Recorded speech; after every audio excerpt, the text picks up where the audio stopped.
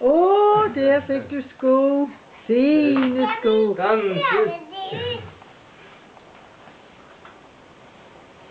Er det dansesko?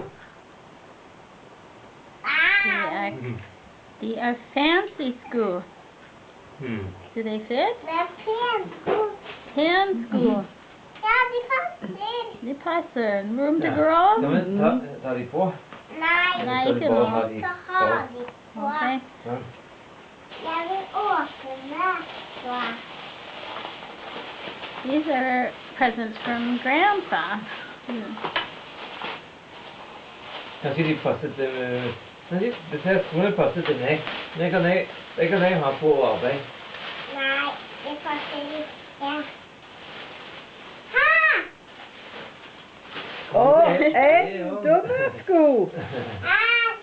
Du verden. Jeg har sandaler. Now you have some new sandals. Those are from Grandpa too. Du. Og det er fra mamma og pappa.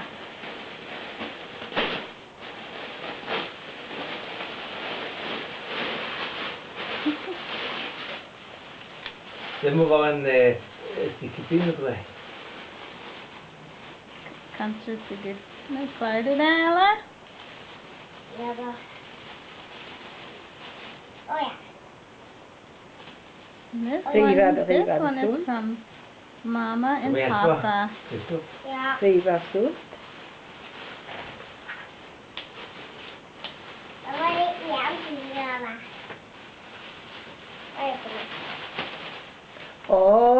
Hva er det du får enda en prinsessekjole?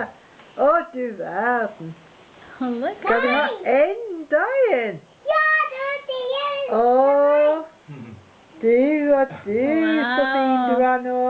Gud a No, meg. now you have two princesses-kjoler that you Yeah. can wear. Oi, den er litt kjip. Yes, we need to wash that one. You played in the playground with that one today, didn't you? At the Barnahaga, the Da daycare er center. det denne. Ja, Then, den var ifra er det for... fra Gudrun. Sikkert ifra Gudrun og Markus. Denne siden må jeg åpne. Den er fra Gudrun og Markus. Der.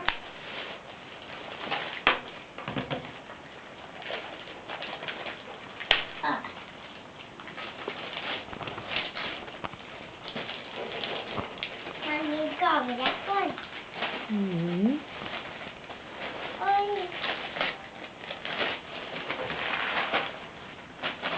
Oi. Oi, og der er det også et kort. Og så... Oh, look at his Yeah. fancy shirt. Du får T-skjorte. Og så perler. Oh, some beads to Perlebrett make har du them... fått. Ja. Og så brev. Kanskje du må se på det også? Et kort sikkert. Og det var en kort til. Ja, vet du hva? Du har det kort fra farmor også. Jeg må finne det.